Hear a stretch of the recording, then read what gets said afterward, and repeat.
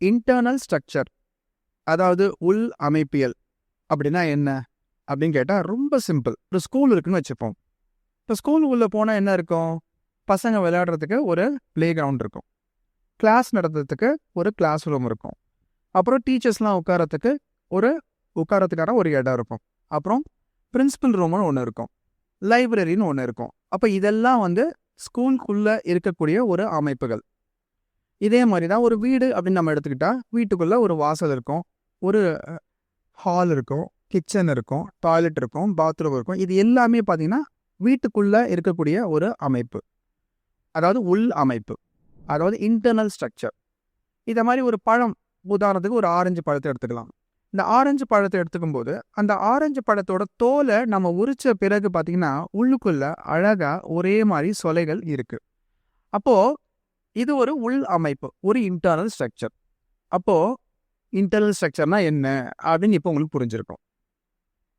இப்போ பிளான்ட்ல எந்த மாதிரியான இன்டர்னல் ஸ்ட்ரக்சர் இருக்கு, அதாவது உள் அமைப்பு இருக்கு அப்படின்றத பத்தி நம்ம படிக்கிறோம்னு வச்சுங்களேன்.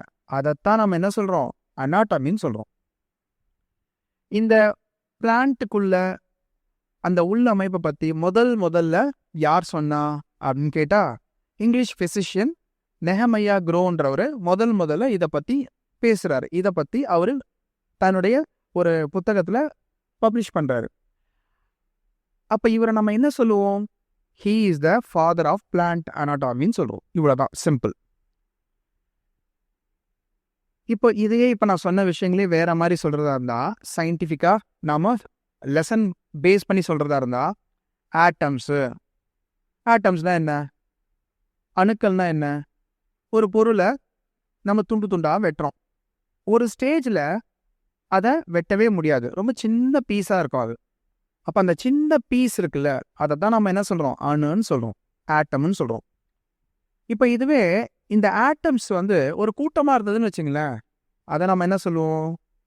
மாலிகூல்ஸ்ன்னு சொல்லுவோம், மூலக்கூறுகள்னு சொல்லுவோம். அதே மாதிரி இந்த மாலிகூல்ஸ், மூலக்கூறுகள், இது ஒரு கூட்டமாக இருந்ததுன்னு வச்சுக்கோங்க, அதை தான் நம்ம என்ன சொல்கிறோம்? செல்ஸ் அப்படின்னு சொல்கிறோம்.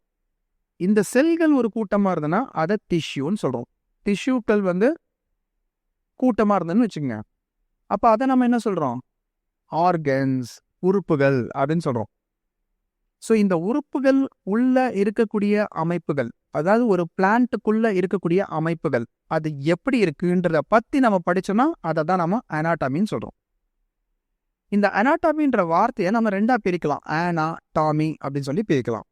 ஆனா அப்படின்னா as under, Dominar to cut. அப்போ ஒரு செடியை, ஒரு பிளான்ட்டை நாம கட் பண்ணி அதோட உள் அமைப்பு எப்படி இருக்குன்றத பத்தி படிக்கிறத தான் நாம என்ன சொல்றோம்? அனாட்டமி அப்படின்னு சொல்லி சொல்றோம். இப்போ இந்த பாடத்துல நாம என்ன கத்துக்க போறோம் அப்படின்னு பாத்தீங்கன்னா, ஒரு செடி இருக்குன்னா அது கண்டிப்பா மூச்சு விடுது. நம்மள மாதிரி கண்டிப்பா தனக்கு தேவையான உணவை அதுவே தயாரிக்குது. அப்போ அது மூச்சு விடுதுன்றத நம்ம ரெஸ்பிரேஷன் அப்படின்னு சொல்லி சொல்றோம். தனக்கு தேவையான உணவை அது தயாரிக்குது. அதை என்ன சொல்றோம்? போட்டோசிந்தசிஸ், ஒளி சேர்க்கை அப்படின்னு சொல்லி சொல்றோம். அப்போ இதெல்லாம் எப்படி நடக்குது, அந்த உறுப்புகள்லாம் எப்படி இருக்கு அப்படின்றத பத்தி நாம படிக்கிறோம்னா அதை தான் என்ன சொல்றோம்? பிளான்ட் அனாட்டமின்னு சொல்றோம்.